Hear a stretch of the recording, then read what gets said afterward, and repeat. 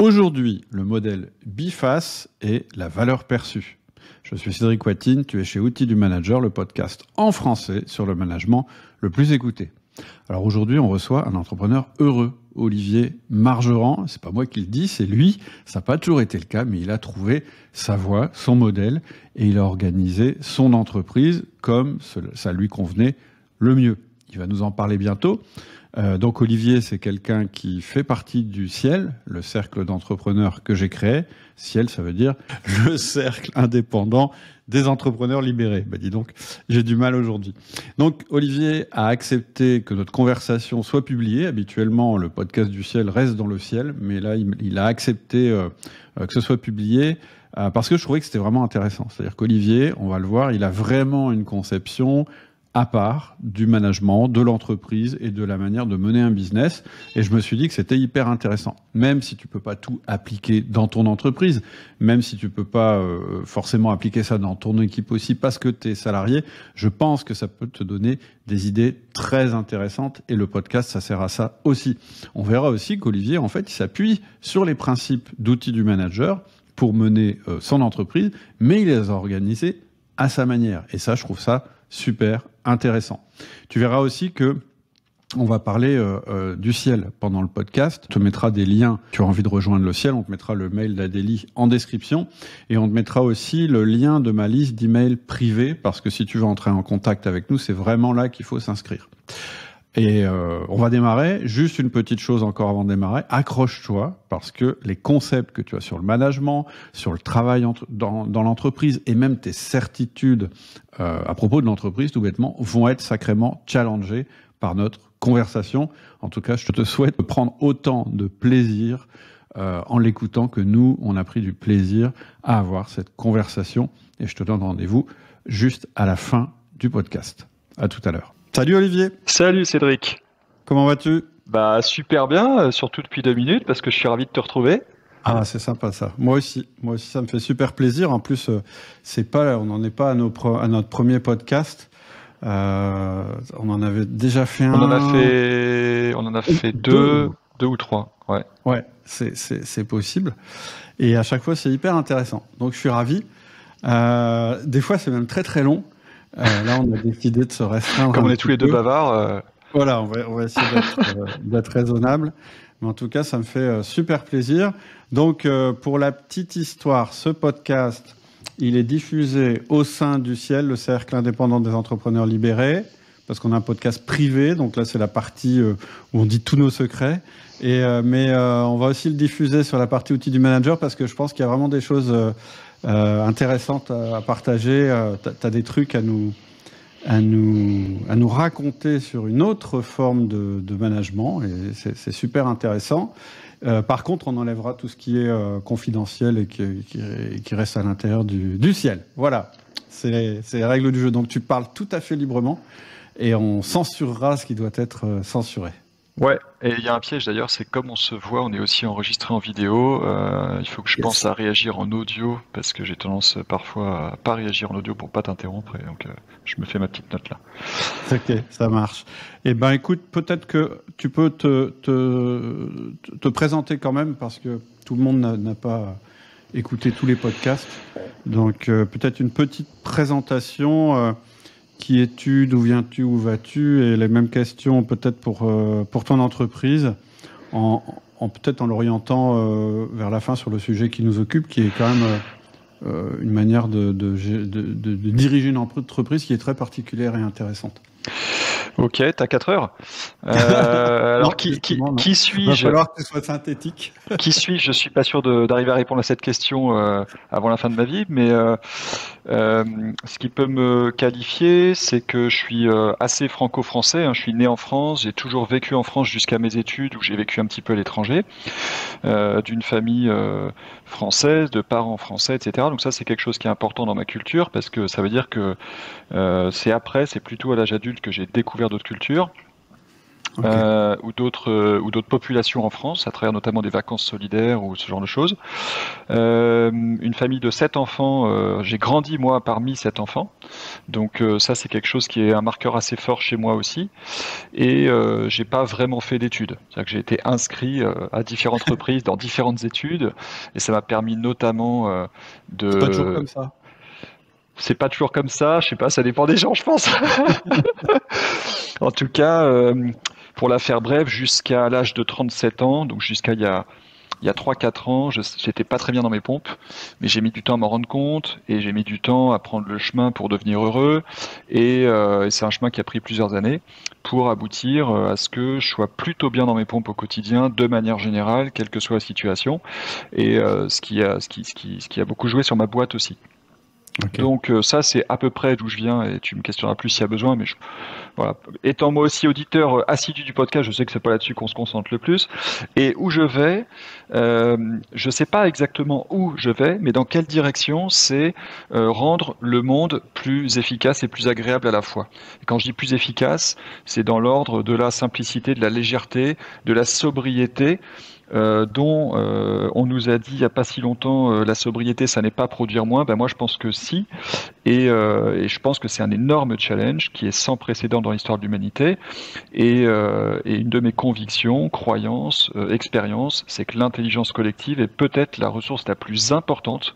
Donc savoir s'écouter, se parler de manière entendable et faire ensemble, c'est la ressource qui va le plus nous permettre de manière générale de surmonter ce défi. Donc moi j'ai à cœur de servir ça, et du coup à travers mon entreprise. Donc l'entreprise s'appelle Digital Collab. Elle va probablement changer de nom à un moment donné parce que le nom met l'accent sur le mot digital, c'est souvent ce que les gens retiennent. Et c'est vrai qu'elle vient de là parce que j'ai démarré cette boîte en 2010 comme auto-entrepreneur, orienté sur les outils collaboratifs numériques. Et petit à petit, j'ai pris conscience que ce qui m'animait vraiment, c'était pas la techno, c'était d'aider les gens à mieux faire équipe. J'ai été percuté en 2016 par l'intelligence collective grâce à Alexandre Gérard et Christophe Collignon qui co-animaient un parcours d'entrepreneurs entre guillemets libérateur. On parle plus de l'entreprise libérée aujourd'hui, mais moi j'adhère à cette idée, cette démarche. Donc c'est un truc dont on pourra parler aujourd'hui parce que je sais que tu as un point de vue peut-être en décalage, ou en tout cas on se rejoint sur beaucoup de choses, mais on le dit pas de la même manière. Donc moi je suis très adhérent de ce genre de principe. Une entreprise libérée, c'est pas une méthode, c'est une démarche. Donc on peut se planter, on peut réussir. C'est comme l'amélioration continue, c'est pas une méthode, c'est une démarche. Et donc, l'intelligence collective aujourd'hui, c'est un pilier du fonctionnement de l'entreprise, c'est-à-dire que j'ai à cœur de prendre le moins de décisions possible, surtout quand elles ne me concernent pas directement. Et puis, c'est un pilier de ce qu'on fait, de nos méthodes avec nos clients, et c'est un pilier de ce qu'on veut diffuser chez nos clients pour que les entreprises deviennent de plus en plus des lieux de vie agréables et efficaces, plus agréables et plus efficaces, et que ça se répande à travers le monde professionnel dans toute la société. Donc, vers où on va, j'espère qu'on va vers ça avec l'entreprise. Et en tout cas, je suis ravi d'être en chemin avec mes collègues, que j'appelle mes collègues, mais qui sont tous indépendants. Et justement, on va en parler un peu certainement. Ok, super, hyper intéressant. Ok, merci pour la présentation. Ton ambition en tant que dirigeant, c'est un petit peu ce que tu nous as dit, c'est-à-dire, mais tu nous as parlé de ton ambition pour le monde, mais pour ton entreprise en particulier, c'est quoi ton cap en fait finalement? Mon cap, c'est que on serve cette cause. Ouais. Donc de rendre le monde plus efficace et plus agréable, que on soit en phase et toujours plus aligné au service de nos valeurs. Donc les valeurs, sujet cher à Outils du Manager. Ouais. Je rappelle la définition d'une valeur, c'est quelque chose qu'on a en soi qui est indiscutable. Donc quand quelqu'un dit j'ai passé un bon moment ce week-end, pourquoi? Parce que j'étais en famille. Ah bon, et pourquoi c'était un moment? Parce que c'était en famille. Et ça veut dire que la famille, c'est une valeur importante de cette personne-là. Donc en phase avec nos valeurs. Et pour moi, l'essence d'une entreprise, c'est de rendre un service, d'apporter quelque chose, et que le monde soit meilleur avec plutôt que sans. Et deux, ça permet de faire à plusieurs des choses qu'on ferait pas tout seul. Donc moi, c'est ça mon cap. Ensuite, des caps en termes de chiffres, d'objectifs factuels, etc. J'en ai à 90 jours, mais j'en ai pas. Non, j'ai pas de limite. j'ai pas de limite. Peut-être qu'on va plafonner à une certaine taille parce qu'on va se dire on est bien petit comme ça, qu'on va essaimer, peut-être qu'on va devenir énorme, peut-être que. Mais souvent on parle de taille quand on parle d'entreprise, on parle de chiffre d'affaires, nombre de salariés. Bon, bien sûr que j'ai ça en ligne de mire, et il y a une partie de mon ego qui va tout le temps chercher de ce côté-là. Mais en fait, ce qui m'apporte le plus de satisfaction, c'est de me dire cette boîte, le monde est vraiment meilleur avec plutôt que sans. D'accord. Ok, je dis ça parce que je te connais un petit peu puisque tu es dans le ciel et que tu m'as même dit une fois, moi... Dans tous les sens du terme, je suis dans le ciel d'ailleurs. Souvent on me dit que je plane un petit peu. Pour rappeler que le ciel, c'est l'acronyme du Cercle indépendant des entrepreneurs libérés, donc un club que tu animes sur abonnement. J'en fais partie depuis bientôt 1 an parce que je crois que je me suis inscrit en juin dernier, il me semble. Voilà. Et on est en mai 2023 au moment où on enregistre. C'est vrai. Et dans le ciel, t'es même allé jusqu'à dire à un moment, non, mais si un jour il faut que mon entreprise soit dissoute dans le marché pour que le marché aille mieux, ça ne pose pas de problème fondamental, etc. Ce qui est assez rare. Enfin, moi, j'ai jamais entendu ça d'un entrepreneur. Et aussi, ce qui est amusant aussi dans ta manière de présenter les choses, c'est que tu as un cap et t'as pas des objectifs très très précis. Ça, je crois beaucoup à ça. Et surtout, l'autre truc qui est étonnant quand on t'écoute, puisque tu es chef d'entreprise, c'est que c'est pas chiffré tout ça. Tu vois, par exemple, j'ai reçu, comment il s'appelle, Georges Saad, qui dit, moi, ma boîte, je veux pas qu'elle fasse plus de 20 personnes. Ouais. Tu vois, il y a des choses assez...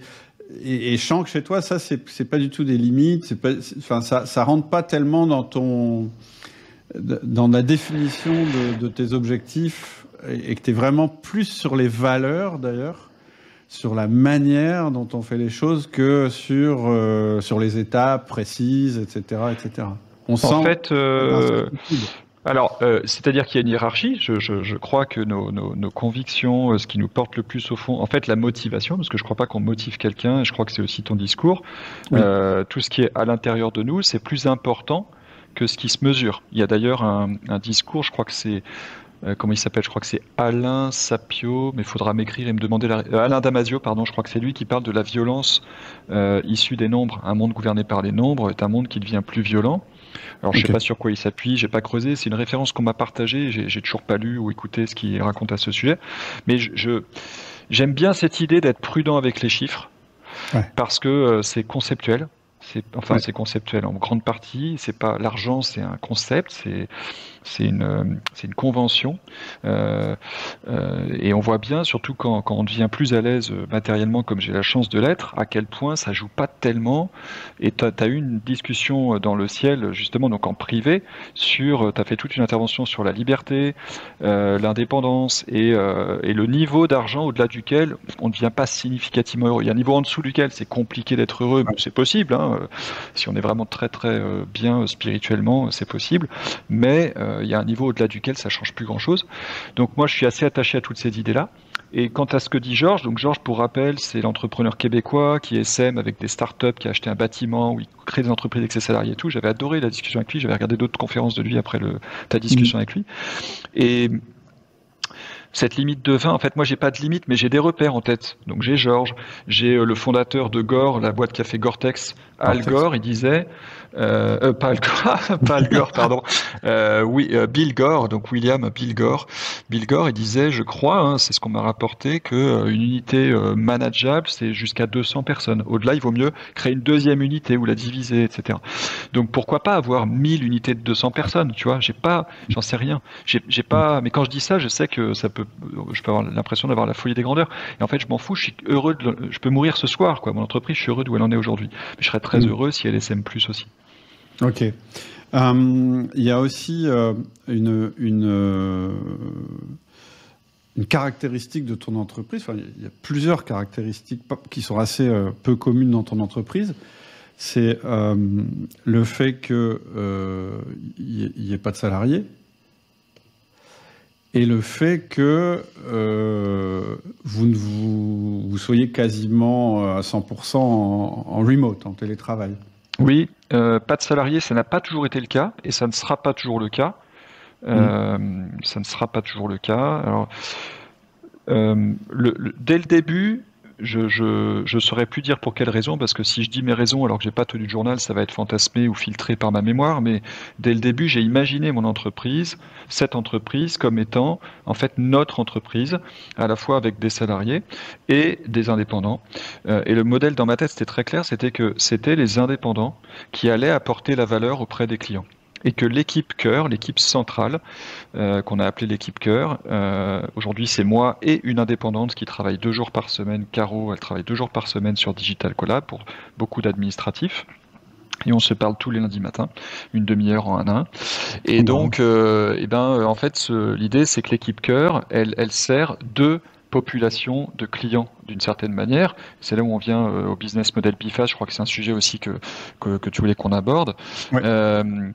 Le business model BIFAS, c'est un terme qui me vient d'Isabelle de Kopman. Je ne sais pas si c'est elle qui l'a inventé, mais qui est intervenue beaucoup sur l'innovation par le business model et qui m'a confié des interventions sur le sujet entre 2018 et 2020 en milieu universitaire pour des gens, des cadres et des dirigeants qui se forment en continu.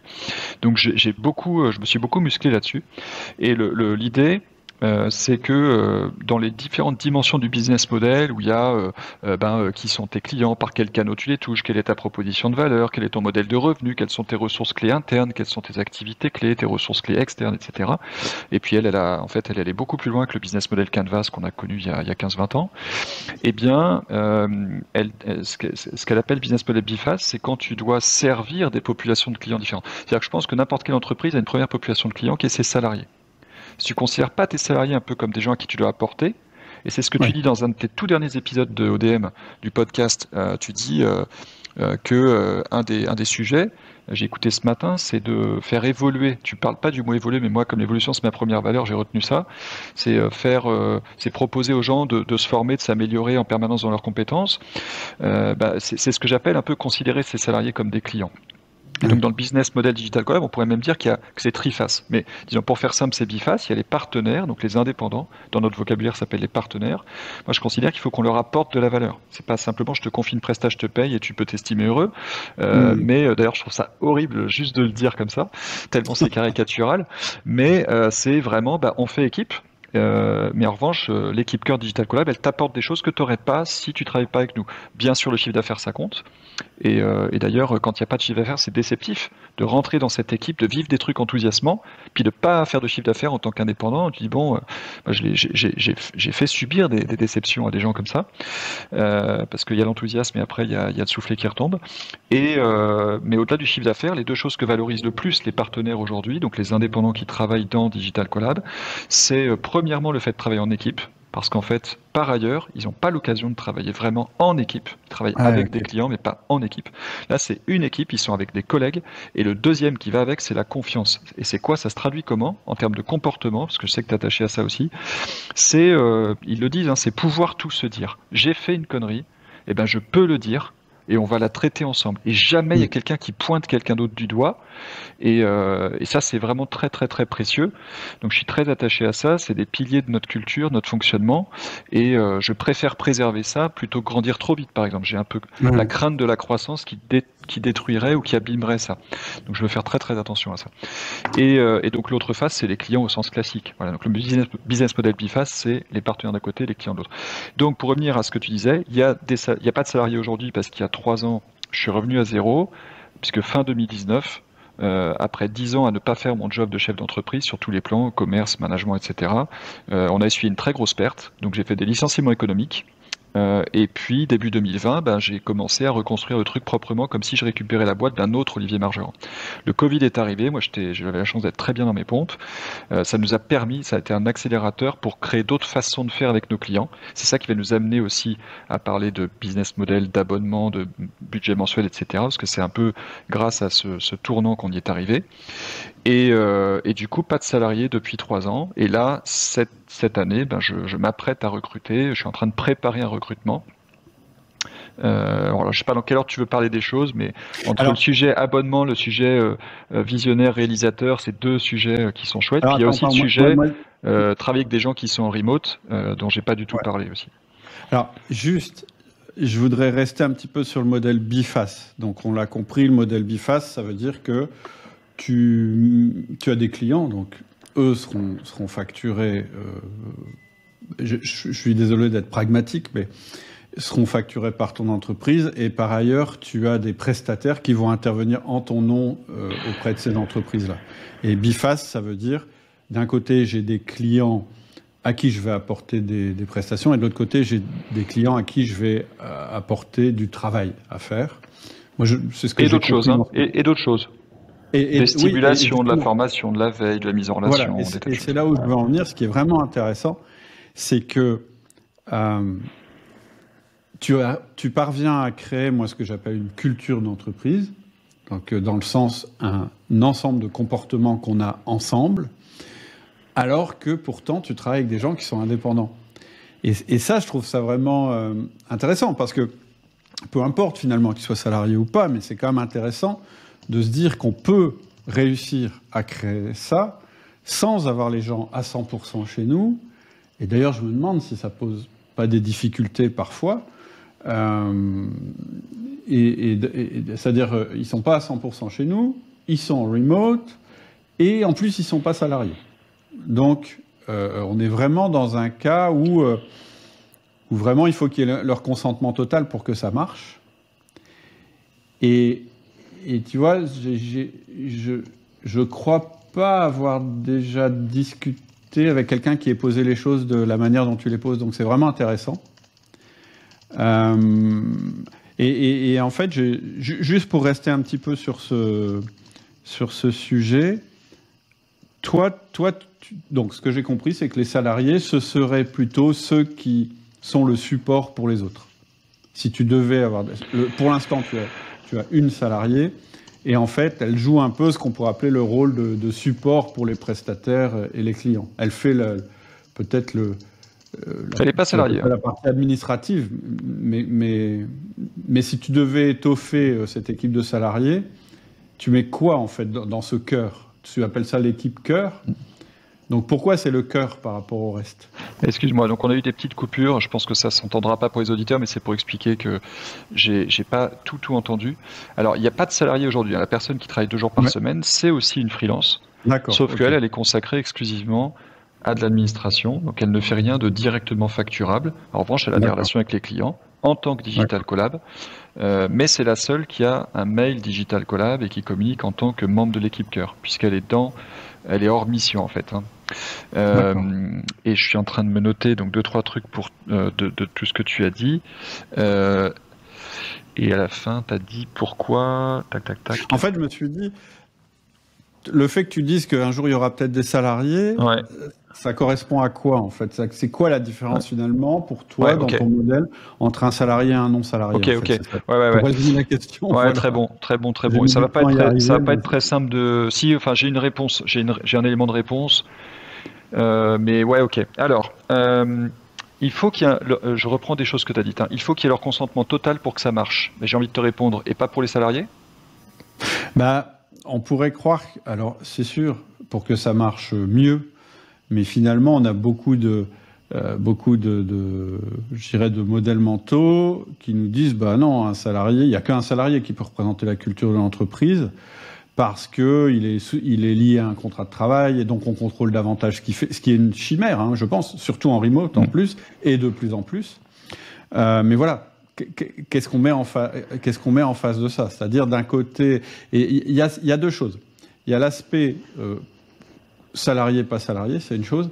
Et il y a l'aspect plein temps et pas plein temps, c'est une autre chose. C'est-à-dire que, comme tu crées une culture d'entreprise assez forte, avec des valeurs, etc., et donc tu t'attends à ce qu'il y ait les comportements qui vont avec, quelqu'un qui n'aurait pas ces comportements, tu serais obligé de l'exclure parce qu'il mettrait en danger ta culture. Il faut quand même je veux dire, c'est pas juste, c'est pas l'île aux enfants. C'est-à-dire que oui, quelqu'un qui n'aurait pas vos valeurs, ça marcherait pas et tu serais obligé de ne plus travailler avec lui. Et du coup, je me dis, mais comment c'est vécu par tes prestataires, ceux justement qui ne sont pas à plein temps? C'est-à-dire que, si j'ai bien compris, ils travaillent avec toi et avec d'autres partenaires qui n'ont pas forcément la même culture. Et ça, pour le coup, c'est pas évident, je trouve. Autant la distinction salarié, pas salarié, moi je pense que voilà, c'est complètement... on peut passer assez vite là-dessus, mais sur le fait de ne pas travailler à 100%, c'est autre chose. C'est vrai, c'est vrai, c'est un... Alors, ce serait canon d'avoir des partenaires dans la discussion parce que certainement ils auraient d'autres façons de répondre à tout ça, hein, et de contribuer. Et il y aurait leur façon de le vivre, hein. Moi, je peux pas dire comment ils le vivent. Donc, sur leur consentement, le fait que la culture fonctionne, etc., bon, moi je crois que c'est avant tout des questions humaines. Et d'ailleurs, il n'y a qu'à voir comme des gens peuvent porter la culture d'un club sportif alors qu'ils n'en sont pas salariés. Donc, ils vont acheter des vêtements, ils vont se battre physiquement si on agresse, si on insulte le club, etc. Donc, on voit bien que de manière générale, la culture, c'est pas d'abord un lien juridique. C'est pas parce que tu es salarié que tu vas adopter une culture, la défendre. Et de même, ça n'est pas parce que tu travailles avec Digital Collab que tu vas le faire. Moi, j'ai eu un partenaire, par exemple, ce que les autres me rapportaient, c'était quand il était en discussion avec le client, il disait ça, faut voir avec Digital Collab. Et il était le seul à le faire. T'avais personne d'autre qui faisait ça. Tout le monde disait, c'est nous Digital Collab. Enfin, pourquoi il dit ça? Et donc ça, c'était un marqueur du fait qu'il se différenciait de ça. Quelque chose qu'il faut que je précise au passage, parce que je l'ai pas noté avant d'oublier, c'est que je reprécise, partenaires, c'est des indépendants. C'est-à-dire que ce serait sans doute différent si c'était des entreprises. Ok.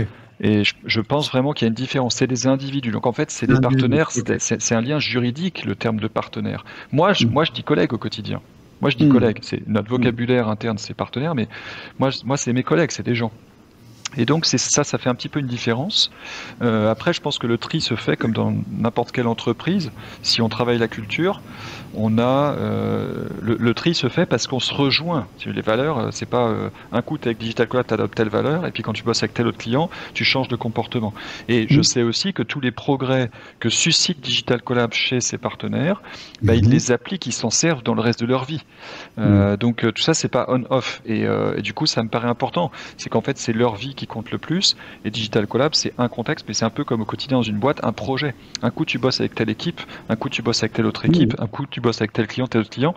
C'est pas vrai de tous les salariés. Il y en a qui bossent tous les jours avec les mêmes personnes. Il y en a beaucoup. Mais il y a aussi beaucoup de salariés qui changent de contexte au fil de l'eau, au quotidien, toutes les semaines, tous les jours. Et en fait, ce que vivent mes collègues, c'est un petit peu ça. Plein temps versus pas plein temps. Du coup, je pense que je viens de donner quelques éléments de réponse là-dessus un petit peu, et puis j'ai pas de réponse toute faite ou trop tranchée. Alors qu'ils sont, t'as dit aussi entre guillemets, j'ai noté, alors qu'ils sont en remote. Alors, faut repréciser, remote, c'est le mot anglais pour dire à distance. Moi, j'aime bien dire en téléprésence, surtout quand on est comme toi et moi, qu'on se parle comme ça. Je qualifie ça plutôt de téléprésence. On va garder le souvenir d'une rencontre et d'une discussion, toi et moi, et pas du fait qu'on était chacun devant un écran. Alors là-dessus, il y a Suzy Canivin, qui est une chercheuse de Mines Paris-Tech, chercheuse associée Mines Paris-Tech, qui vient de publier quelque chose qui a été interviewé sur le podcast de l'APM il y a quelques semaines ou quelques mois. Et Suzy, elle dit notamment que dans ses recherches, elle constate que le lien social ne dépend absolument pas.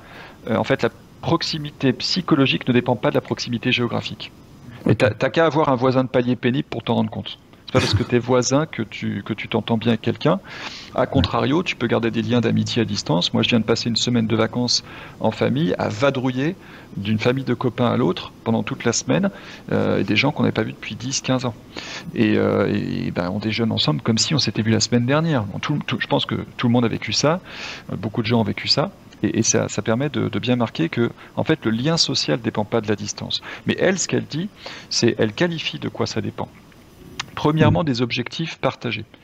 Et objectifs partagés, ce qui est important, je pense, d'appuyer, elle le précise pas trop, mais de mon point de vue, c'est-à-dire que c'est des objectifs qui ont été construits ensemble. Parce que objectifs qui sont annoncés par quelqu'un aux autres, c'est pas forcément partagé.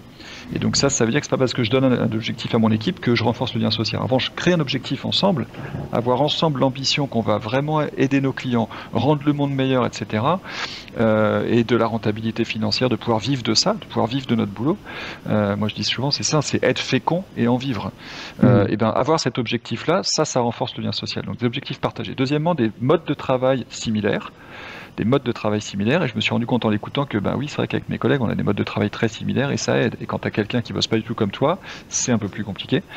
Et troisièmement, c'est des relations de qualité régulières, des moments de relations de qualité régulières. Donc par exemple le 1-1, moi je fais des 1-1 toutes les 2 semaines avec les pilotes, ceux qui pilotent les collaborations avec nos clients.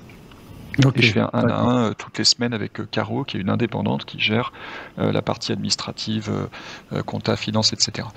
Alors, c'est super intéressant ce que tu dis, parce que Ouais. dans ce que tu décrivais, je cherchais, mais à quel moment, en fait, cette culture, elle s'exprime? C'est-à-dire, c'est quoi le véhicule de la culture qui te permet de dire, oui, on est en train de construire une culture ensemble? Et d'après ce que tu m'as dit, par exemple, il y a peut-être d'autres rituels, mais en général, une culture, je veux dire, tu peux avoir des objectifs, tu en as parlé, des modes de travail, mais c'est l'aspect relation qui va en fait réellement bâtir la culture et créer quelque chose et faire vivre ses objectifs, etc., etc. Donc le 1 à 1, c'est un de vos rituels. C'est un outil, je pousse les pilotes à en faire avec les autres partenaires avec qui ils bossent en équipe pour les différents clients. Je sais que ça se fait un peu maintenant.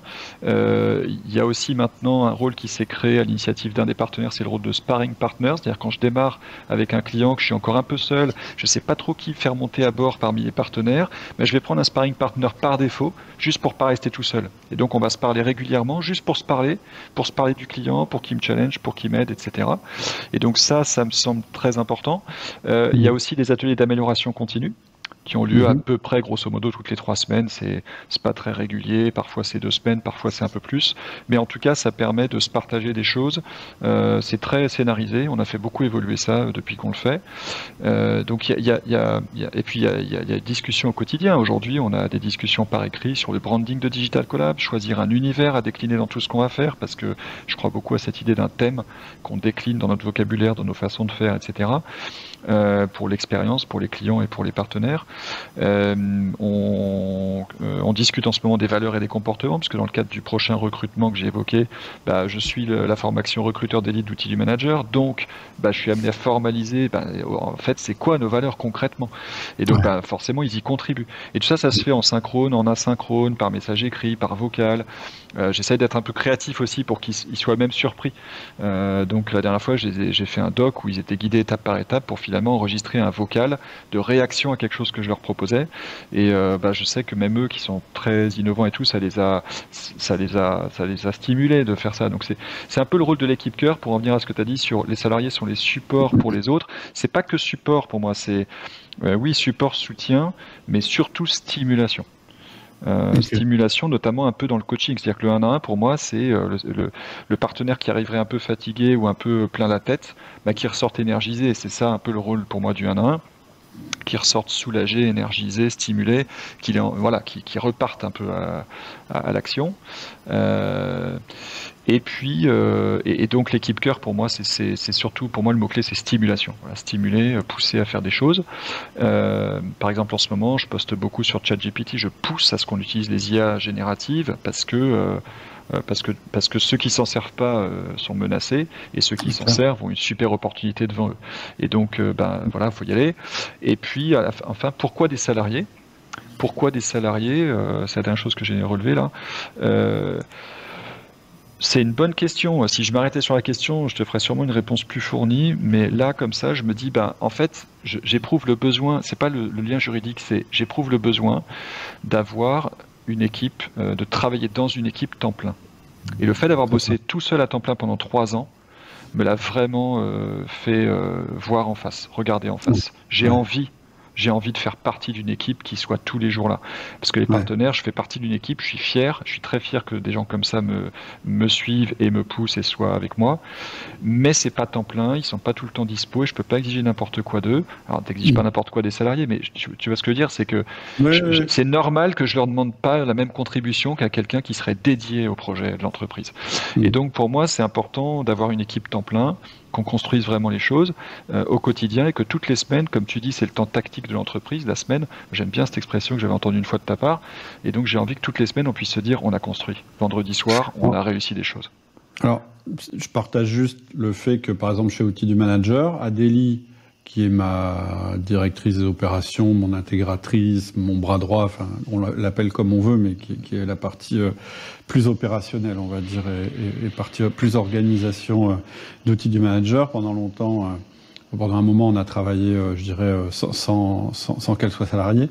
Et elle et moi, on a éprouvé le besoin qu'elle devienne salariée pour marquer le fait.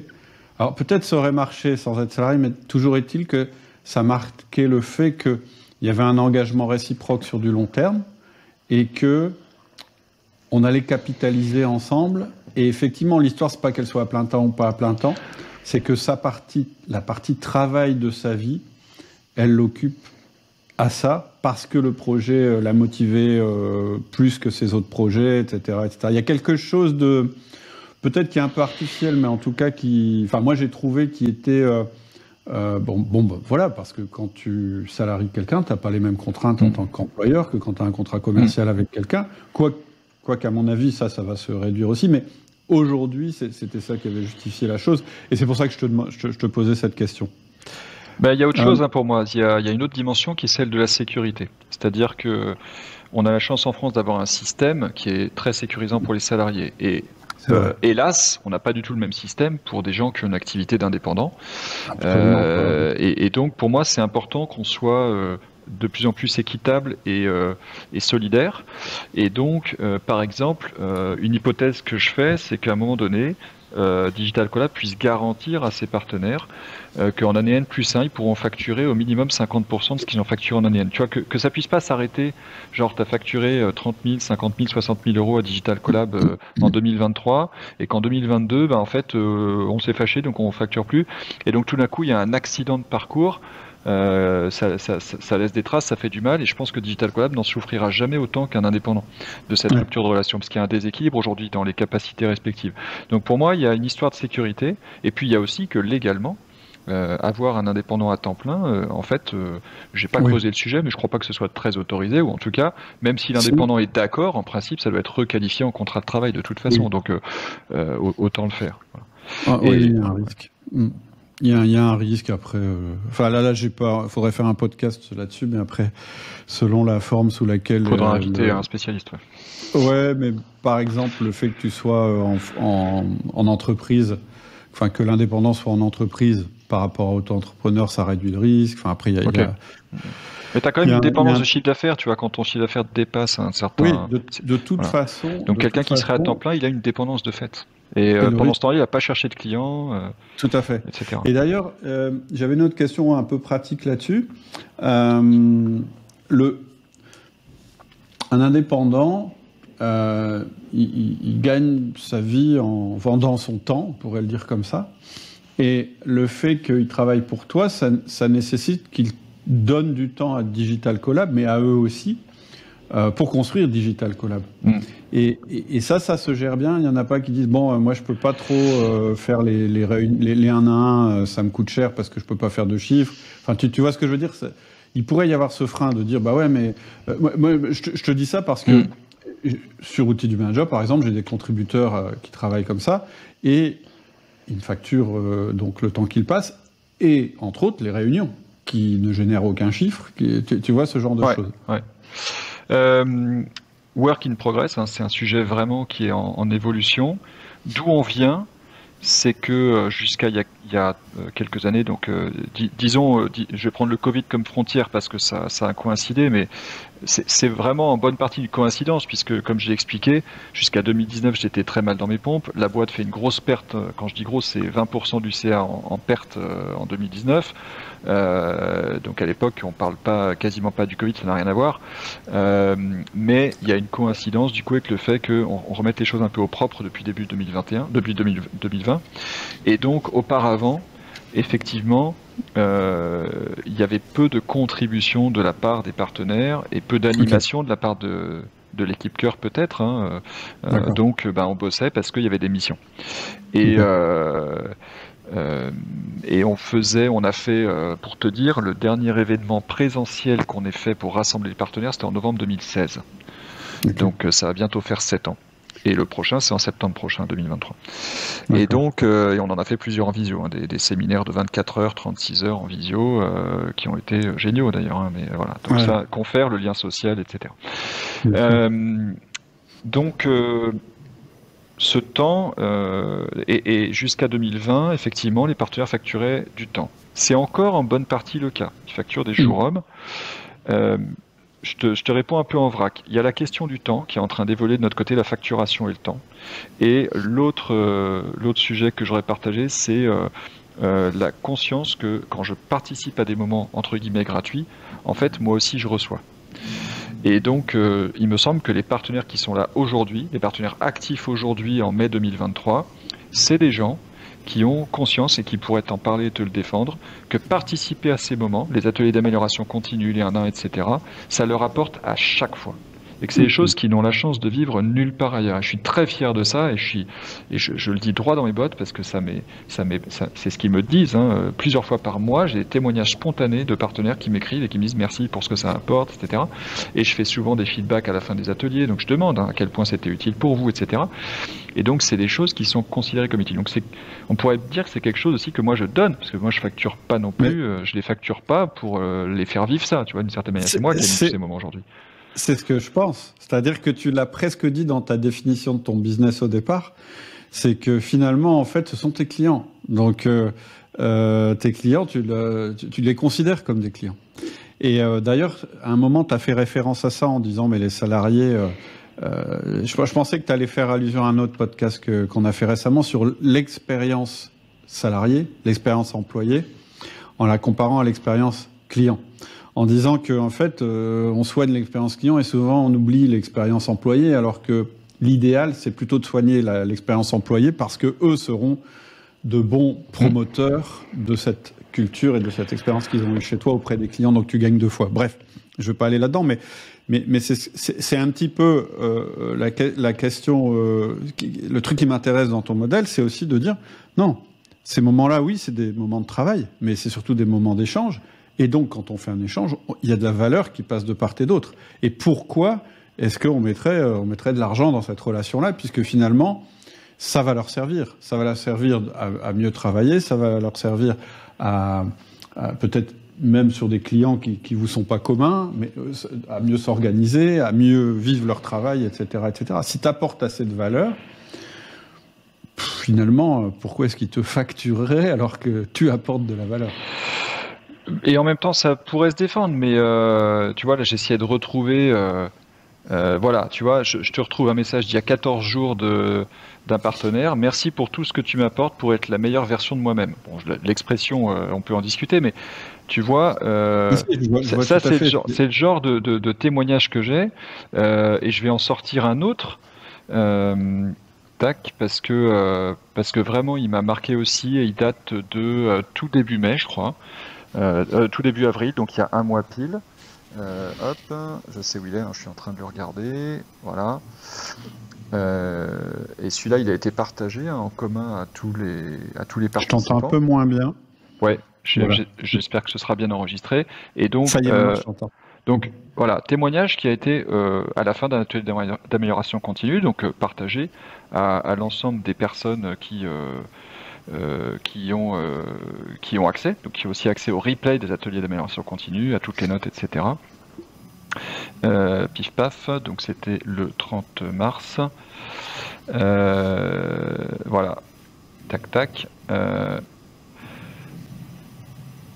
Ouais, merci pour la confiance, merci pour ces moments qui sont très précieux à vivre, etc. Donc, ce serait bien si on était plus nombreux.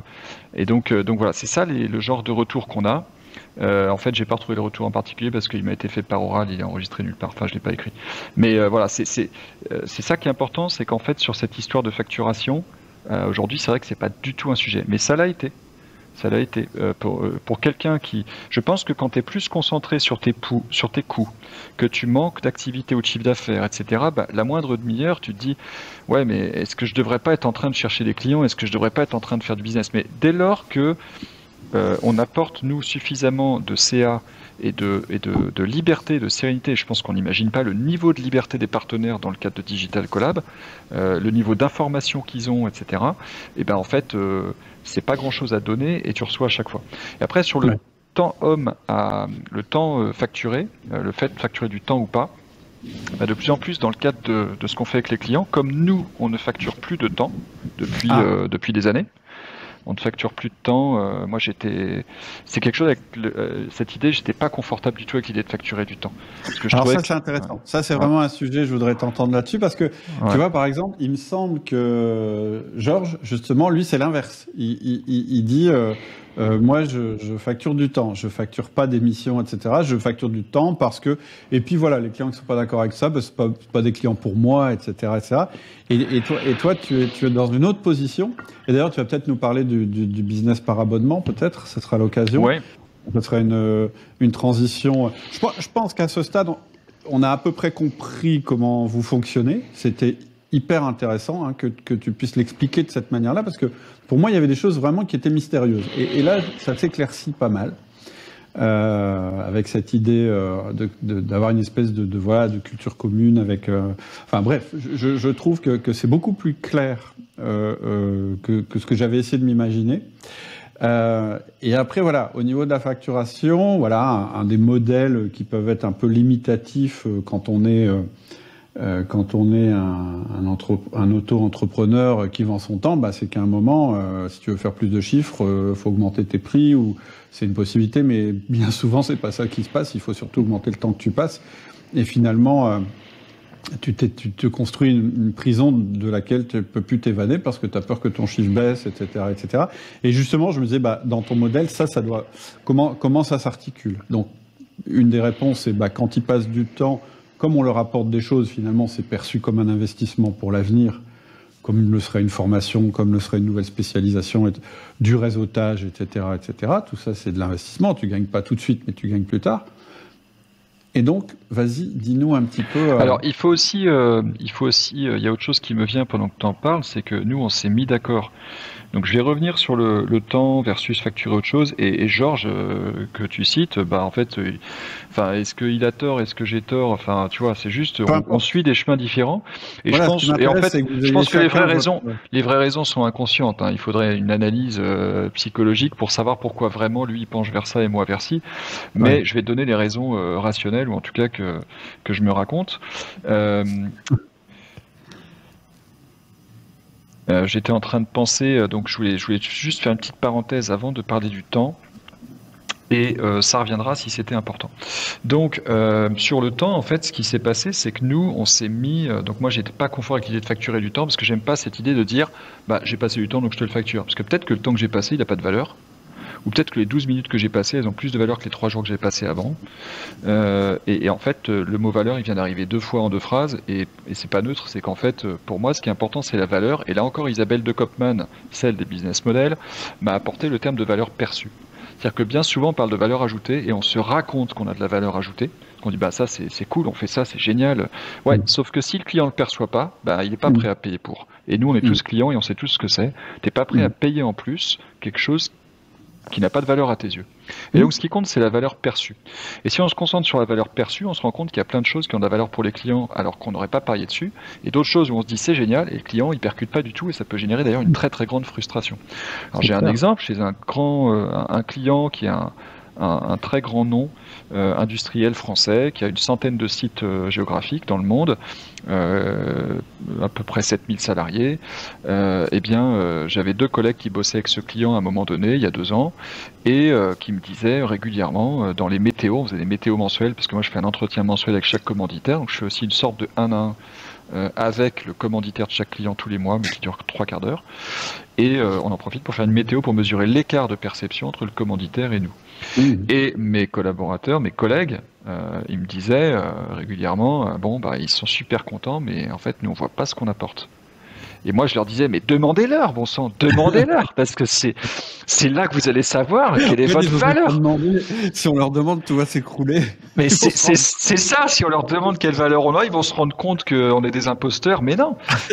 Ils vont juste se rendre compte qu'on est tellement bon qu'on s'en rend pas compte. Et qu'on est peut-être dans notre zone de génie, c'est-à-dire là où on fait des super choses, mais avec confort. Et je crois que ça, c'est un super exemple du fait que la valeur perçue, elle est très souvent en décalage avec la valeur qu'on croit ajouter. Donc, il y a ce sujet de valeur perçue. Et du coup, versus le temps homme, l'idée, c'est de dire, nos clients, ils ne devraient payer que de la valeur perçue d'une certaine manière. Donc, En fait, ça c'est la réflexion côté facturation, donc côté prestataire, du côté de Digital Collab en tant que prestataire et vis-à-vis des partenaires qui facturent ou qui facturaient du temps homme. Puis avec les clients, c'est un discours qu'on a pu aussi aborder parce que ce que le Covid nous a permis de faire, c'est de commencer à dire aux clients un truc auquel j'adhère depuis tellement longtemps. J'étais d'une certaine manière, merci le Covid, je sais qu'il y a eu beaucoup de souffrance, y compris dans ma famille et dans mon équipe, mais honnêtement, un des trucs que ça a apporté, c'est de pouvoir se mettre d'accord sur le fait que les plans ne servent à rien, entre guillemets. Ça sert à se préparer, mais un plan ne survit jamais au contact avec l'ennemi, a dit je ne sais plus quel militaire. Mike Tyson l'a dit plus brutalement en disant tu peux faire tous les plans que tu veux, tout s'écroule quand tu prends le premier coup de poing dans la gueule. Là, tous tes plans s'écroulent. Mais et la réalité de notre monde, je parle le monde physique, le monde dans lequel on vit, c'est que rien n'est prévisible. Donc l'antifragilité. Voilà. Donc partant de là, alors d'où le côté précieux d'un concept comme l'antifragilité, mais partant de là, ça permet de dire aux clients, écoutez, vous voyez bien que les plans n'ont servi à rien. Bon, vous avez recommencé à en faire en interne, c'est pas grave, mais nous on va pas en faire pour vous. Moi, je ne vais pas vous produire un plan d'action. On ne va pas vous faire une proposition de service avec des slides, du temps homme, avec des chantiers, le temps qu'on y passera, parce que la vérité, c'est qu'on n'en sait absolument rien. On ne sait même pas si c'est des bons sujets. On sait qu'il y a d'autres sujets qui vont sortir. On ne sait pas combien de temps on y passera. Et d'ailleurs, tel sujet aura plus de valeur pour vous que tel autre. Donc, il y a tellement de questions et d'incertitudes qu'on n'a plus envie de bosser comme ça. Donc, ce qu'on vous propose, c'est de nous dire ce que vous voulez qu'on serve comme enjeu chez vous, et ce que ça a comme valeur à vos yeux, ce que vous êtes prêt à payer pour vous défaire de ce problème ou pour servir cet enjeu. Et en fait, ça a marché. Donc dès avril 2020, on a signé le premier client qui nous disait j'ai besoin de servir ça, et je suis prêt à vous donner tant.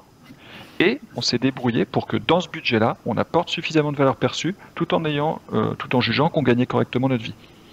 En fait, c'est intéressant aussi parce que c'est incitatif pour vous à être le plus productif possible finalement, ce qui arrange le client.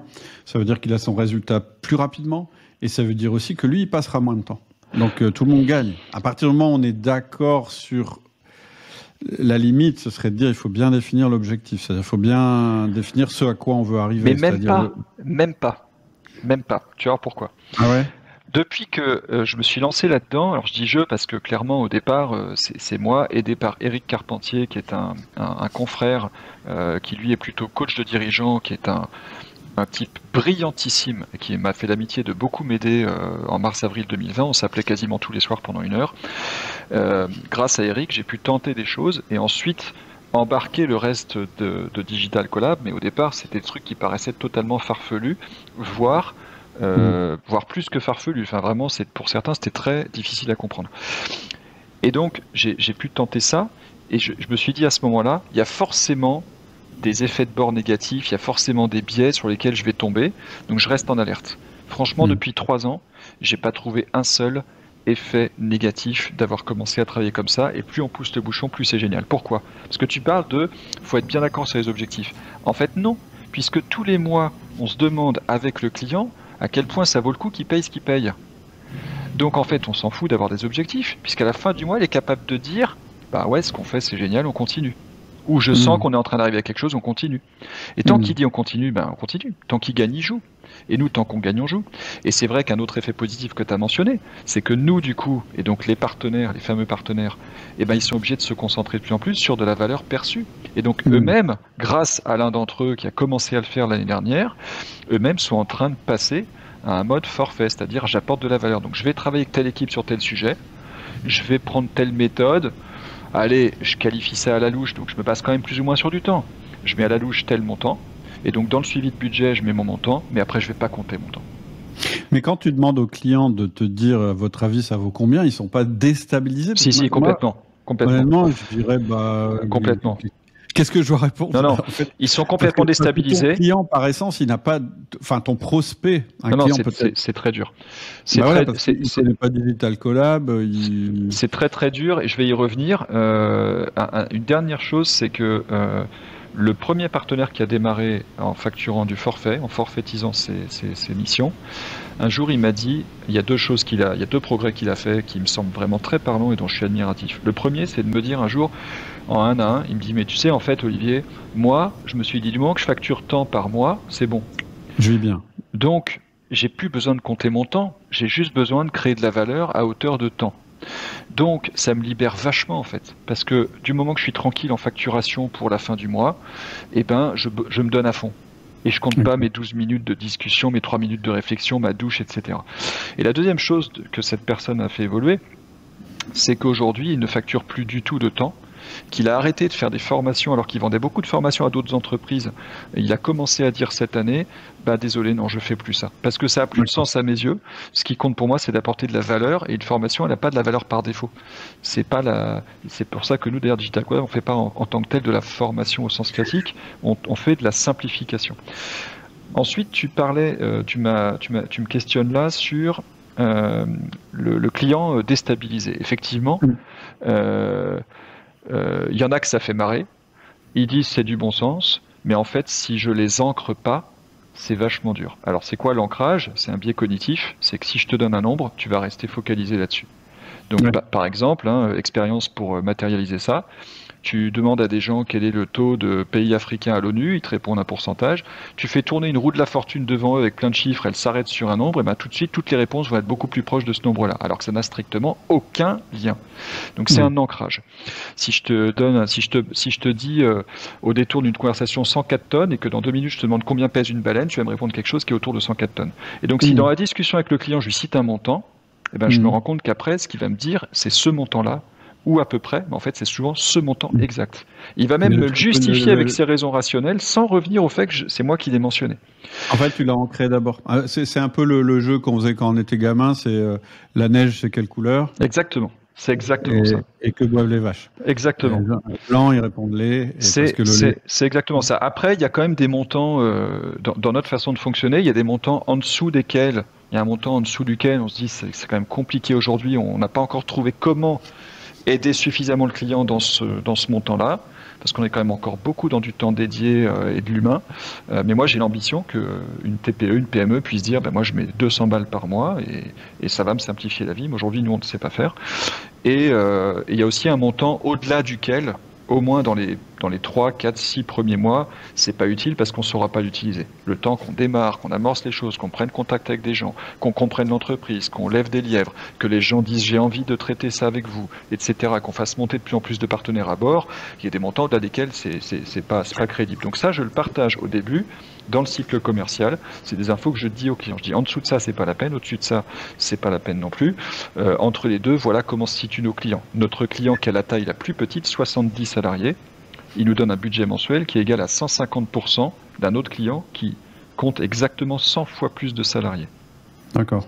Donc tu vois, les budgets n'ont rien à voir avec le nombre de salariés. Tu es 100 fois plus petit, tu donnes 150% du budget. Ah, ok. Et tu as dit un truc intéressant, tu as dit donc c'est par mois et c'est un nombre de mois. Non. Et non, et c'est ça encore un des trucs qui sont magiques, c'est qu'en fait, tu vois, j'en ai parlé récemment avec un copain entrepreneur, avocat, et qui me dit mais c'est super ton fonctionnement, mais moi je me dis mais du coup bon ok, je pourrais essayer de faire ça, une espèce de crédit de temps, parce qu'en plus les avocats ils n'ont pas le droit de tout faire. Alors, je connais pas les détails, mais je suis pas sûr qu'ils aient le droit de faire du forfait, j'en sais rien. Je crois qu'ils ont le droit, peu importe. Mais comment je fais au bout de 12 mois pour que le client recommence? Je lui dis mais pourquoi tu veux lui poser la question au bout de 12 mois? Pourquoi tu veux l'engager sur 12 mois? En fait, on voudrait engager les gens sur une durée en pensant que c'est plus sécure, mais à la fin, il faut qu'ils se réengagent. Dans le cas d'un business, d'un abonnement, d'une collaboration à durée indéterminée, c'est l'acte de s'en aller qui est une décision. Exact. Et si on se parle tous les mois et qu'on est tout le temps en train de s'ajuster, pourquoi on se quitterait? Il y a très peu de chances. Et ça fait presque 2 ans. Hein. Ça fait 22 mois qu'on a démarré ce business. On n'a pas un seul client qui s'est arrêté aujourd'hui. Et puis je dirais aussi, si la personne s'en va, c'est qu'elle doit s'en aller quelque part. Peut-être. Ça, je pense que c'est souvent des histoires qu'on se raconte. Moi, je crois beaucoup qu'il y a toujours un chemin de valeur perçue et de collaboration. C'est une croyance. Hein. N'empêche que pour l'instant, elle a plutôt fait ses preuves. En fait, tous les concepts dont tu parles, c'est des concepts marketing, hein. Valeur perçue, ancrage. C'est drôle que par ton analyse, tu reviennes sur ça. Alors, Parce que ça existe en marketing. C'est pas ouais. utilisé du tout de la manière dont tu l'utilises, et c'est ça qui compte.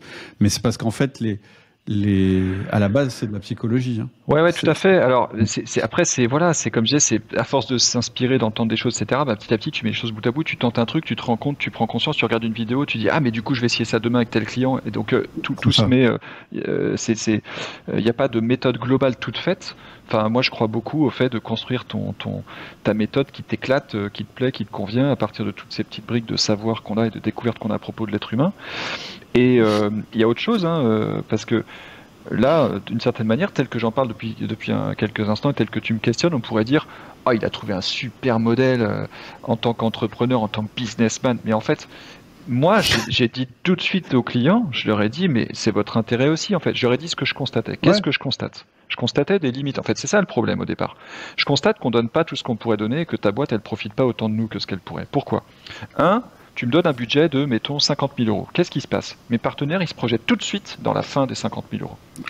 Donc, ils vont tout de suite, qu'ils s'en défendent ou pas, ils vont en fait tout de suite se projeter sur la fin et tout calibrer par rapport à cette fin. Donc, on va s'interdire beaucoup de choses. Il y a un coût d'opportunité, on va passer à côté de beaucoup de choses. Deuxièmement, les 50 000 euros arrivent à leur fin, on fait un bilan collaboratif, machin, etc. Et le temps qu'on décide de démarrer quelque chose, il peut s'écouler des mois. Et pendant ce temps, il ne se passe rien. Et on reprend une grande décision. On va remettre 50 000 euros, on va mettre 200 000 euros. Et en fait, le principe du budget mensuel, c'est de dire, on ne prend pas de grandes décisions. Tu me donnes un budget pour 2 mois, et puis ensuite, c'est renouvelé automatiquement tous les mois. Donc, c'est pas une grande décision.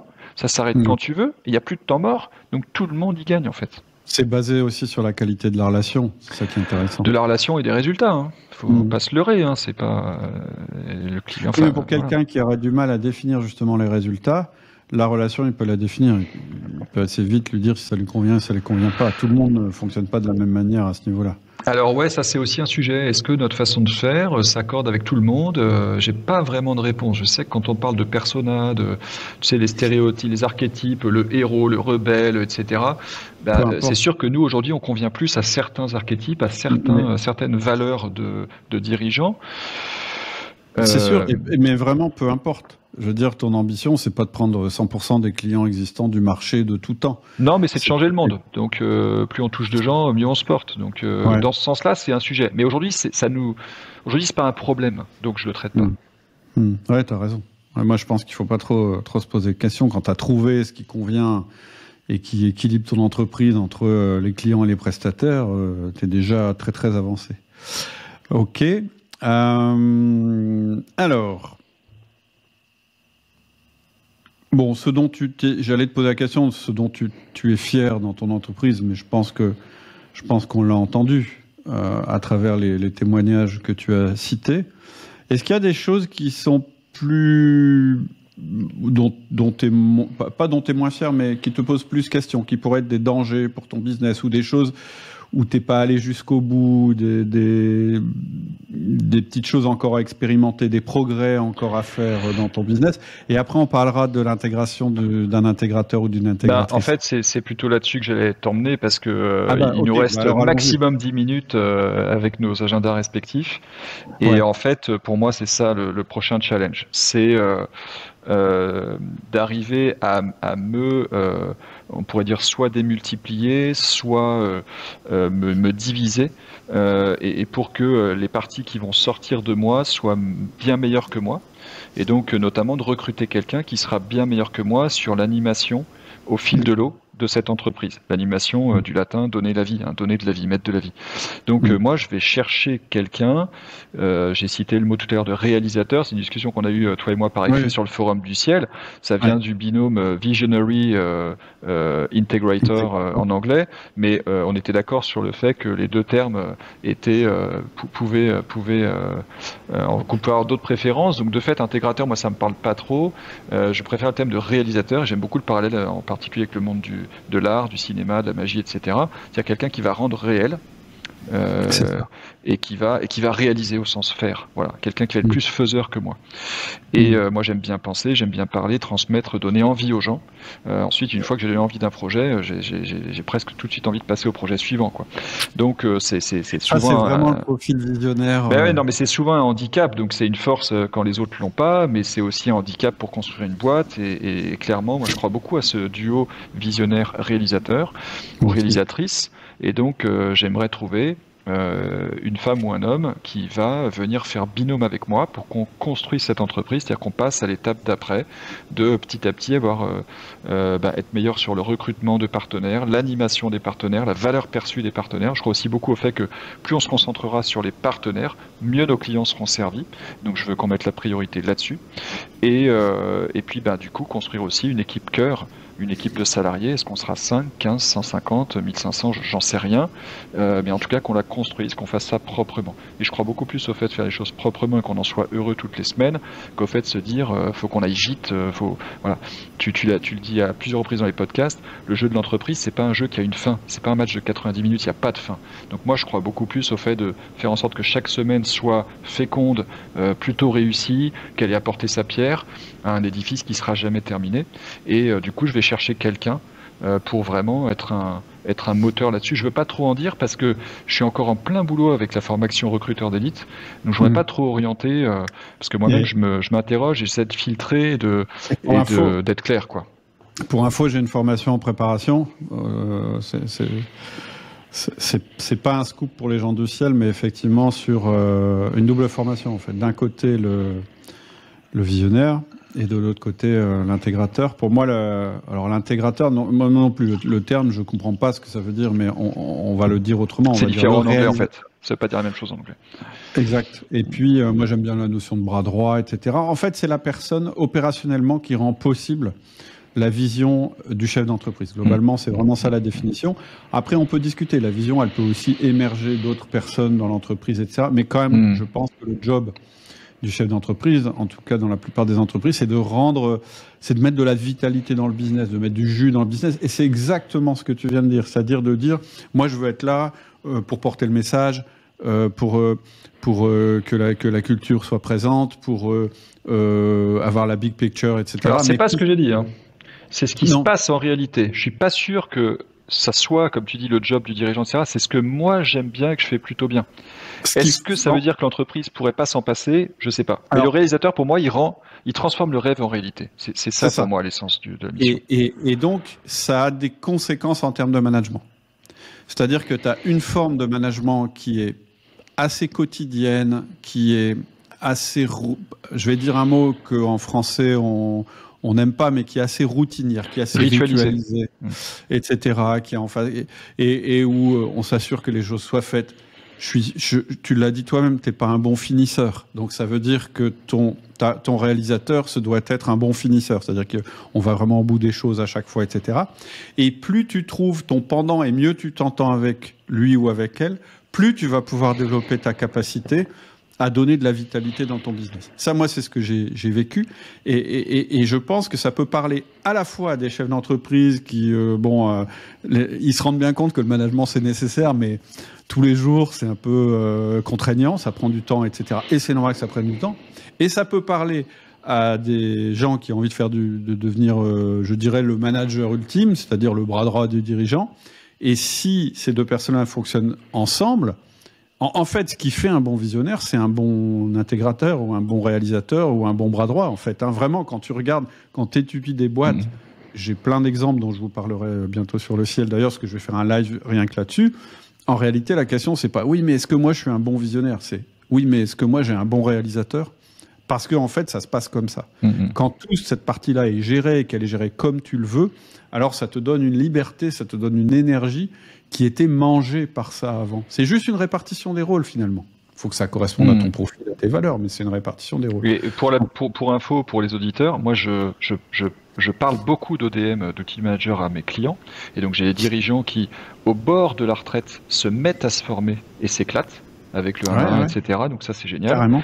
Et je leur pousse l'idée que mixer les fonctions de PDG, c'est peut-être une erreur par défaut, sauf pour un très très petit nombre de personnes, 3-4%, mais c'est peut-être une erreur par défaut, et beaucoup de patrons sont malheureux dans la fonction de DG, se disent j'ai pas les moyens, etc., de recruter un DG, mais en fait, c'est peut-être très handicapant pour leur boîte. Donc je pose ça là pour ceux qui écoutent, mais moi, clairement, aujourd'hui, plutôt que de recruter d'abord une équipe, puis de dire bon allez, je suis assez gros pour prendre un DG, en fait, d'une certaine manière, j'aurais commencé par là où le DG, et qu'ensuite on construise ensemble.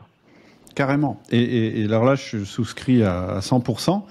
Et ça ne veut pas dire que tu abandonnes le management. C'est ça qu'il faut surtout se mettre dans le crâne. Parce que la crainte, souvent, c'est ça. Ouais, mais je vais être détaché de mes équipes, ils vont mal le vivre.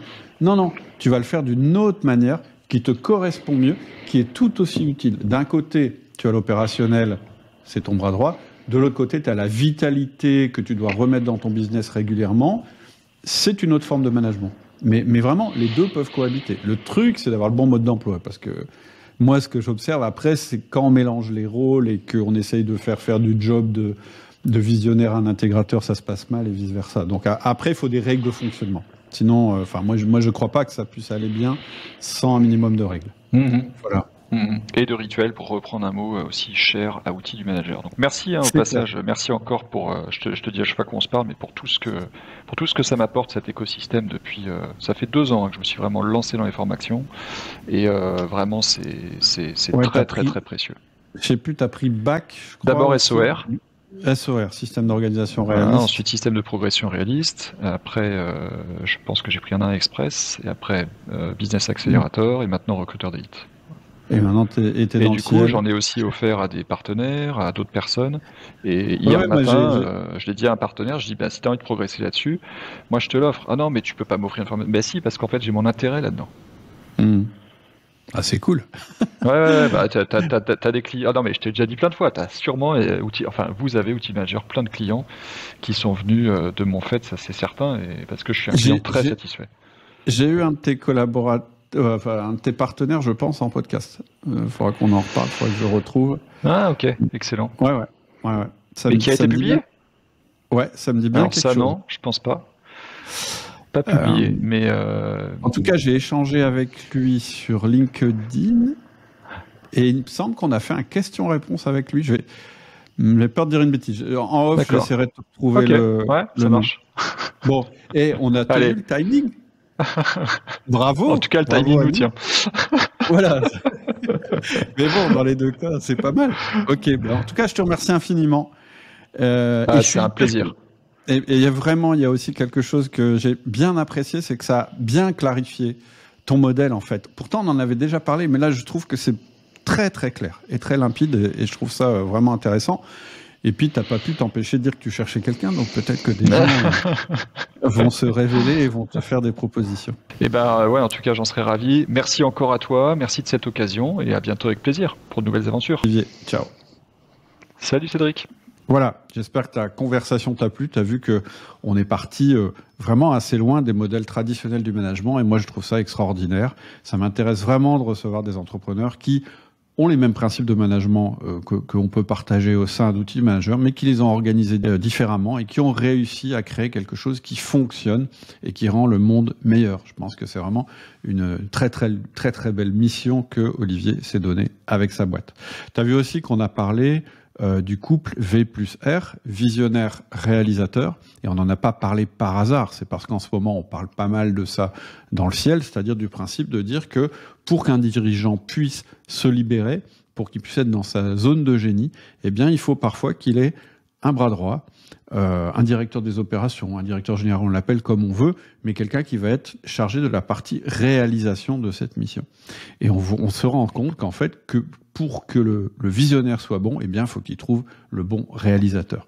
Et donc, on en parle beaucoup, et j'ai prévu de te proposer une formation là-dessus. Donc, que tu sois entrepreneur et que tu aies envie de recruter ce genre de personnes ou de former ce genre de personnes, eh bien, je vais faire une formation pour les entrepreneurs, ou que tu sois manager en poste, c'est-à-dire avec déjà cette mission, ou que tu aies envie de te former pour devenir ce genre de personne, eh bien, j'ai prévu 2 formations différentes, une pour l'entrepreneur et une pour le manager, qui sont complémentaires, évidemment, qui fonctionnent ensemble, et je vais t'en parler très bientôt sur les mails privés. Donc, si tu veux être tenu au courant de l'évolution de cette formation, si ça t'intéresse, inscris-toi au mail privé. J'ai mis le lien en description.